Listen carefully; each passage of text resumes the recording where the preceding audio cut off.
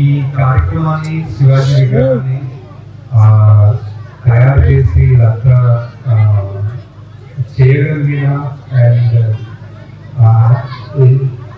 చేసిన వాళ్ళందరికీ థ్యాంక్స్, కృతజ్ఞతలు అండ్ శుభాకాంక్షలు కూడా.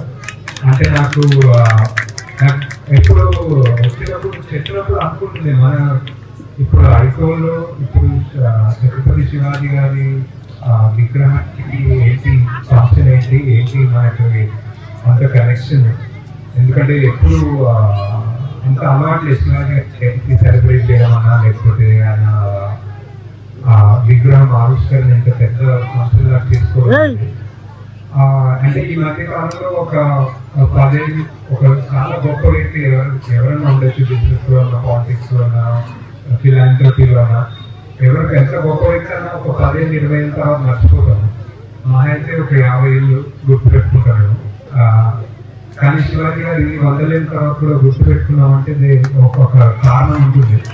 అక్కడే ఆయన ఎక్కడో యుద్ధాలు అక్కడ చేసి ఆయన రాజ్యం అక్కడుండి అంతా ఇంత దూరం మరాఠా రాజ్యంలో చేసిన తర్వాత కూడా మన ఊర్లో ఐకోల్లో ఆయన విగ్రహం పెడుతున్నామంటే ఆయన గొప్పతనం ఏంటి, ఎందుకు 100 సంవత్సరాల తర్వాత ఉంది అనేది ఒక ఆలోచించదగిన విషయం.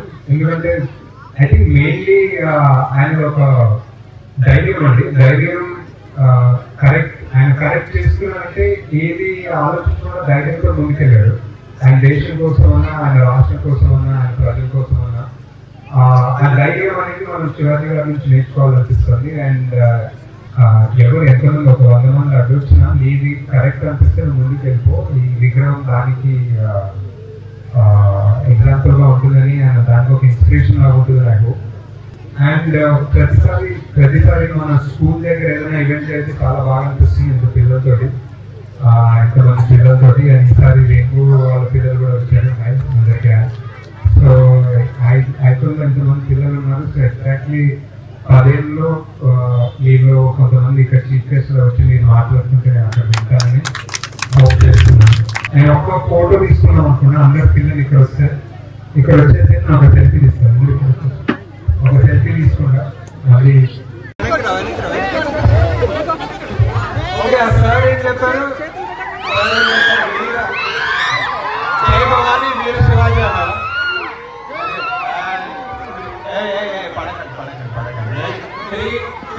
శివాజీ పైకెత్తి ప్లీజ్. 3, 2, 1 జై భవానీ. Okay, thank you.